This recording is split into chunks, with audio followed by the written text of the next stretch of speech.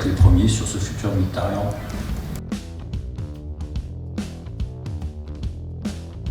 Team Football, bienvenue à Lens, ici à la Gaillette. Grande conférence de presse aujourd'hui. Régalade.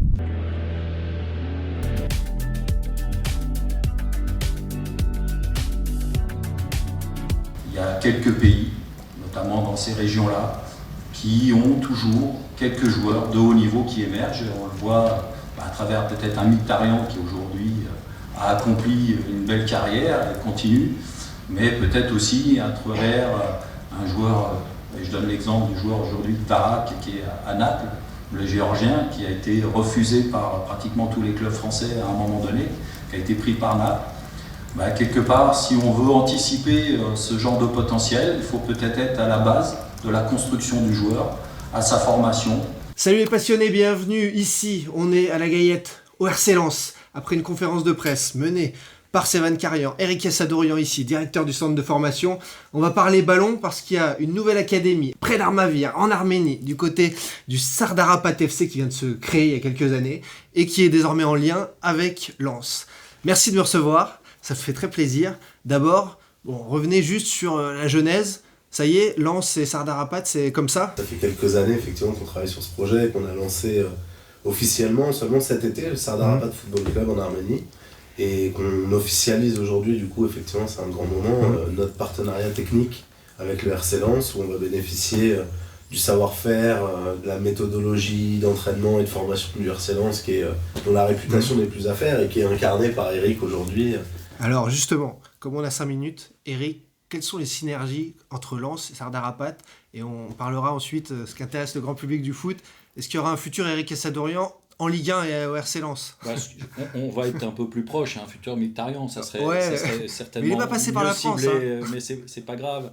Et l'important, c'est effectivement de permettre à de futurs talents, futurs potentiels, à un moment donné, d'être dans un environnement propice à leur développement. La genèse, elle est là-dessus, elle est sur la coordination technique avec les éducateurs du FC Sardarapat et ceux du Racing Club de Lens pour ces échanges méthodologiques, pédagogiques. Donc des entraînements en commun. Oui, c'est surtout des journées d'immersion, de cohésion, d'apprentissage, de formation. Nous aussi, pour voir un peu sur quelle base on peut travailler avec ces jeunes du FC Sardarapat, comment on peut optimiser dans leur environnement ce qu'ils sont et ce qui, on espère, seront. La mentalité qui anime la jeunesse arménienne, il faut le savoir, ce sont des jeunes courageux, pleins d'ambition, qui ont des valeurs suite à tout ce que leurs aînés ont pu leur transmettre après leur vécu. Sévan, Eric, quels sont les types de joueurs qu'on trouve en Arménie ? Parce qu'on ne connaît pas bien le football arménien. Moi, maintenant, un petit peu mieux, mais c'est parce que j'ai un yan à la fin de mon nom. On sait que c'est un pays quand même en guerre ou menacé. Comment ça se passe là-bas sur place ? Pour moi, le joueur un peu typique, sans rentrer dans le cliché, mais c'est un peu Mictariant, c'est-à-dire c'est un peu le milieu offensif, technique, vif, qui a une très bonne vision du jeu, et il y en a beaucoup qui ont ce profil-là en Arménie. Et à la fois du coffre et à la fois du coffre, ouais. Effectivement, très physique, très, comme le disait Eric aussi, dans la mentalité, qui va rien lâcher, qui va être assez pas agressif, mais travailleur, dans le bon sens du terme, voilà, et qui va faire beaucoup de travail, effectivement. Et alors, étonnamment, il y en a qui, comme toi, sont grands, longilignes aussi, ça existe. Et à l'image du j'espère qu'ils vont plus vite que moi.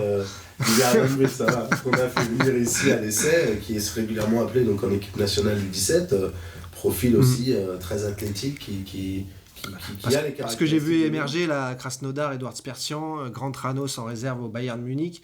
Donc les prochains que je veux voir, je peux les voir à Lens dans les années à venir. On peut s'attendre à ça là, avec ce partenariat. C'est pour ça qu'on est là. Là déjà, en à peine un an, on a 2 jeunes qui sont donc déjà régulièrement appelés dans les équipes nationales en Arménie, en U17. Et quand ils sont venus ici, ils étaient plutôt...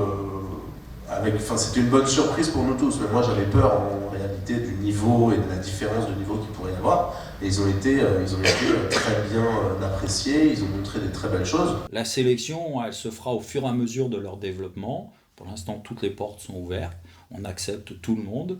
Et derrière, il y aura une sélection et un regroupement vers l'élite.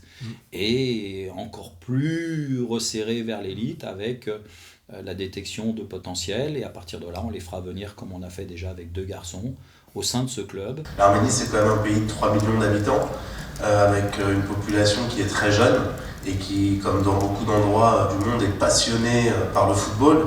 Et c'est vrai que souvent, quand je prends d'autres pays, alors on parle de la Géorgie, mais l'Uruguay, l'Islande, même la Croatie finalement, qui est un pays qui a à peine 4 millions d'habitants, et on voit le niveau footballistique et le nombre de joueurs talentueux qui émergent. Je me suis toujours dit qu'il y avait quelque chose à faire avec l'Arménie, qui avait forcément une raison. On se devait peut-être, par notre connaissance aussi de l'endroit, peut-être d'être présent et de permettre d'être en anticipation par rapport à d'autres pays qui un jour y viendront, comme peut-être ça se fait aujourd'hui en Afrique. Il y a 15-20 ans, il y avait très peu de clubs qui s'intéressaient au développement africain. Aujourd'hui, ça devient monnaie courante. Donc il y a des pays qui méritent peut-être un peu notre attention, et comme on connaît bien ce pays, notre envie a été effectivement d'être présent et de pouvoir aider à développer un club qui aura une vocation de formation de la base jusqu'au bout. Un jeune joueur en formation qui rêve de devenir un footballeur professionnel, au mieux à 18 ans, il est sur le chemin du professionnalisme, au pire il va faire autre chose de sa vie. En Arménie, c'est potentiellement ça ou le service militaire. Donc je pense que là, c'est plutôt une motivation, je dirais, qui est beaucoup plus forte. Et de manière générale, ils ont une envie... moi je suis toujours impressionné quand je vais là-bas par leur capacité de travail et leur motivation. En tout cas, les 2 jeunes qui sont venus, et ça a été le bilan des éducateurs au Racing Club de Lens, si ça avait été 2 locaux, ils auraient été déjà intégrés en préformation ou à l'école de foot au sein du Racing Club de Lens. Merci beaucoup d'avoir accordé du temps. Les gens adorent, vous savez, sur les réseaux, les anecdotes. On termine juste par une anecdote d'Éric dans sa carrière.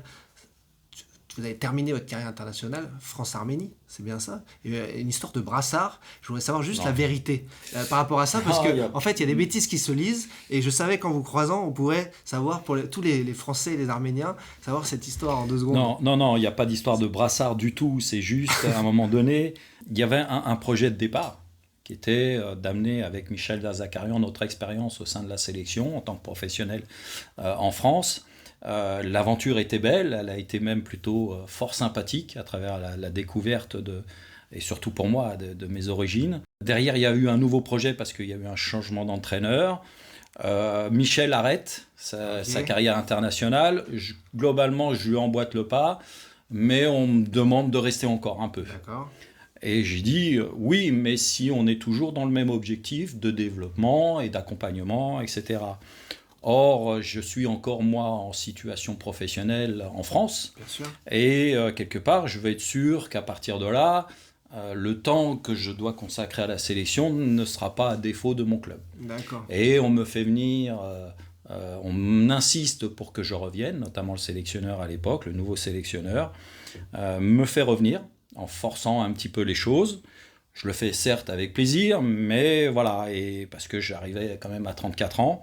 Et j'arrive pour le match contre la Russie, le match ensuite 3 jours après contre l'équipe de France, et en fait il me met sur un banc de touche. D'accord. Alors c'est pas une question de fierté, une question pas du tout. Ça aurait fait du bruit sur les réseaux sociaux à l'époque. Ouais, non, mais c'était pas, j'ai pas du tout ressenti ça comme une atteinte à ce que j'étais, quoi que ce soit, non, pas du tout. C'est juste que, en fait, ça correspondait pas au développement et à l'idée que je me fais d'un développement, mais quitte à être sur un banc de touche, c'est ce que j'ai exprimé. Prenez un jeune. Mettez pas quelqu'un qui a 33 ou 34 ans, dont l'avenir professionnel pouvait s'arrêter rapidement, ça servait strictement à rien. Autant mettre un jeune pour qu'il s'expérimente à vivre ce genre de choses, ce genre d'événements, et qui pourra par la suite intégrer de façon ferme et définitive le 11 titulaire. Okay. Voilà, et c'est pour ça que j'ai dit, mais vous m'avez fait venir, si c'est pour faire ça, ça servait à rien. Ok, donc les idées étaient claires. Mais très claires. Il n'y a pas eu de bagarre. Mais non. Et c'est ce que j'ai dit, je dis, si vous m'avez pris pour être remplaçant, autant que ça s'arrête là, comme c'était prévu. Ok, voilà. C'était la fin de l'histoire. La vraie histoire, c'est celle-là, et il n'y en a jamais eu d'autre. Parfait, merci Eric Cassadorian, merci Sevan Karian, fabuleux partenariat donc entre Lens et le FC Sardarapat. Merci les amis d'avoir suivi, si ça vous a plu, n'hésitez pas comme d'habitude à activer l'algorithme, liker, partager, commenter, et on se régale ensemble entre passionnés pour un prochain live dans le Dash Foot dès demain. Allez, bye bye, bonne journée. Merci. Merci. Mais c'est pas forcément le joueur le plus talentueux qui réussit. Donc déjà, on peut avoir des bonnes surprises, et les bonnes surprises peuvent se révéler en 6 mois, 1 an, mais on veut être les premiers sur ce futur Mid-Tarient. Le FC Sarda permet quand même 2 heures par jour à des gamins de penser à autre chose qu'à un environnement un peu pénible. Donc c'est aussi permettre à ces gamins-là de s'échapper, de s'évader et de pratiquer un sport et une passion. Donc c'est la vocation du club.